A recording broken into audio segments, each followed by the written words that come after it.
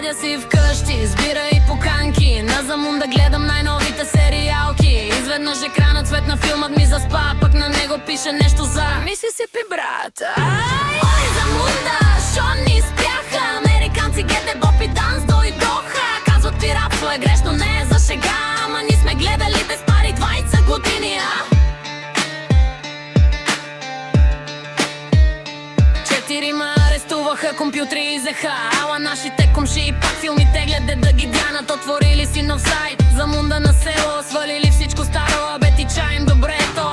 Авторско право, данъци, закони, викат от съда, ни си мислим, я стига бе, каква ви е тая приуда. Искаме си филмите и то без пари да плащаме, ама то в САЩ инак мислят, явно ги е яд, че не могат да ни свалят.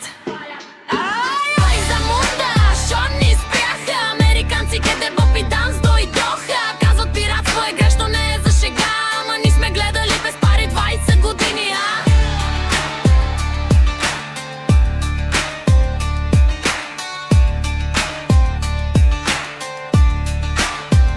Съседа ми Гошо, той е хитър много, каза нема проблем, ще теглим през Холандия, през облака, през Бога. Вече се прехвърли на Хисе, абе американци, ви не мислите ли или сте забравили къде сме ни?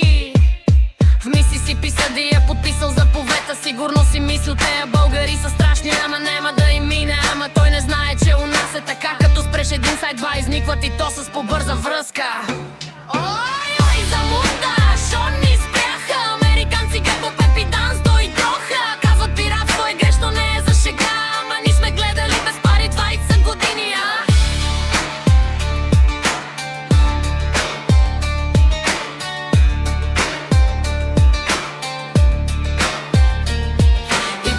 И така, пак си теглим и на американците пращаме голям здраче. И сайтовете цъкат, филмите вървят, пирати до гроб, така сме свикнали да живеем. Абе, само да не зарат, че пак деглим. Мисисипи мълчи.